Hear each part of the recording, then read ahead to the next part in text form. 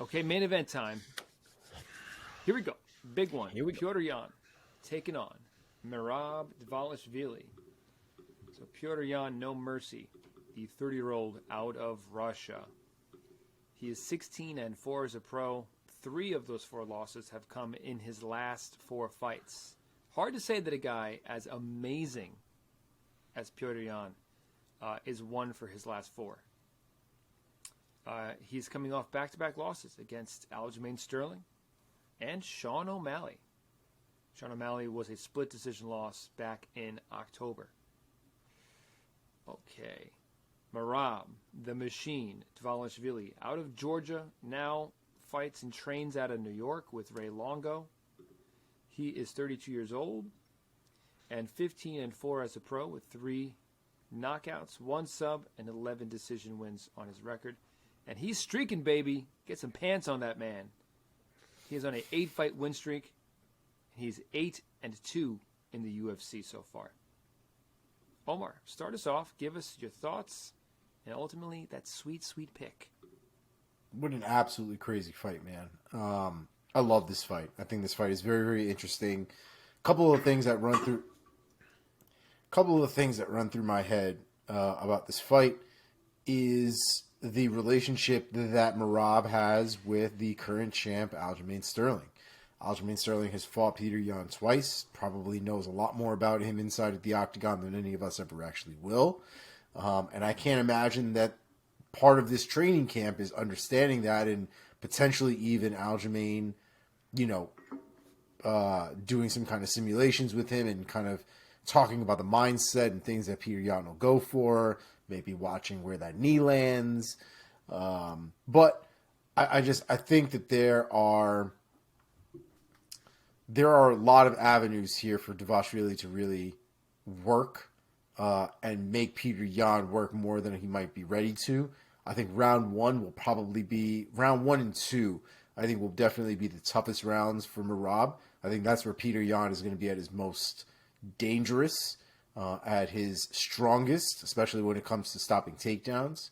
But I think if he can weather whatever storm is potentially on the horizon for rounds 1 and 2, I think that's where Merab would potentially start to pick up in 3, 4, and 5. I think there'll be a lot of takedowns, a lot of top control, potentially submission attempts. Merab isn't necessarily known for his finishing ability. He's known for drowning people in his pace, drowning people in his control. And I think he will be able to get that done eventually with Petr Yan. I just think it'll come later in the fight. So I'm going to go with Merab by unanimous decision. Wow. 48-47. Wow. Mark. All right. I love this fight. Odds are a bit wide. Yan is minus 270. Merab is plus 210. When this fight first got made, so first of all, if you remember, I've been asking for this matchup. I think it's a perfect matchup. I'm so happy we got it. I love the built-in storylines of how Yan has fought Aljo, and he's had the issues with the team, and now Merab is going to go in there. I just think that there's a lot that makes this fight interesting. Yan potentially, beating him, getting his revenge against that team. If he ever sees Aljo again one day, it's a good one. And when this fight was announced, I thought I was going to go Merab.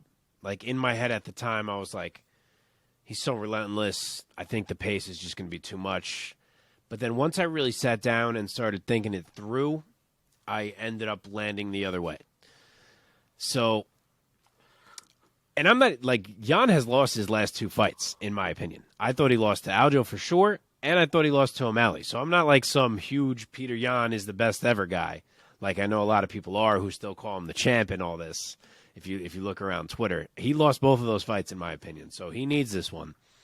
But they're basically the same size, and I know that Aljo did kind of lay the blueprint on how to beat Yan with wrestling, but he's also much larger than Merab, which I'm sure helped. He also has a much longer reach than Merab and uses kicks in a way that Merab doesn't to keep Yan off of him when they're in space striking. Merab doesn't have that. They are the same size. I don't know if I said that already. Same height and reach practically. And Jan can wrestle a bit as well. So to me, the bottom line here is can Merab control him and it's not just 3 rounds, which helps Merab as well. It's 5. So he's got to control him for all 5. And if you look at the guys he's done this to, like, okay, he beat Marlon Moraes. That doesn't look so incredible in retrospect. He beat Aldo, but he kind of just held him against the cage all fight in a way where Aldo somehow thought he was winning the fight and he was willing to kind of chill, which infuriates me to this day. Petr Yan ain't going to do that, especially coming off 2 losses. There's no way he's going to accept positions. He knows he needs this.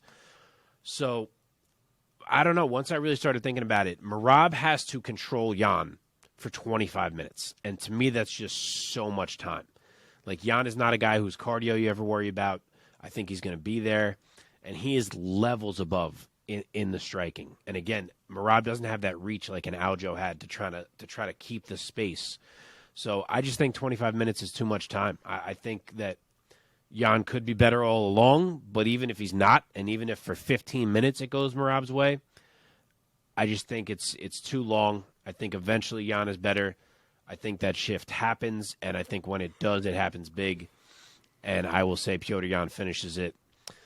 Was debating 4 or 5. I will say it's late. I will say round 5 TKO for Petr Yan. Wow. Damn. Man. Yeah, can't wait for this fight, man. It's so intriguing. Another Ray Longo guy for Petr Yan to have to deal with, especially in terms of the grappling and wrestling that Merab is going to be throwing at him. But Petr Yan is Petr Yan, man. Obviously, he has taken a step back, but I still think that he is incredibly talented. And if in the Hansen rankings, I would put him pretty much at the number 2 or 3 bantamweight still at this point. And I think that he's going to send Merab, back into the rankings, deeper into the rankings. I don't see him getting Merab out of there. I think he's going to give Merab some punishment. Merab is going to do his best to make it a grueling fight. But I see Petr Yan getting out of there with his hand raised. I will say Petr Yan by a unanimous decision in another punishing fight that makes us all realize, oh, shit, this guy is tremendous. A la the Corey Sandhagen fight not too long ago. If he loses another controversial decision, does he just disappear off the face of the earth? He just becomes a hermit. Yeah, seriously. He's gonna lose it.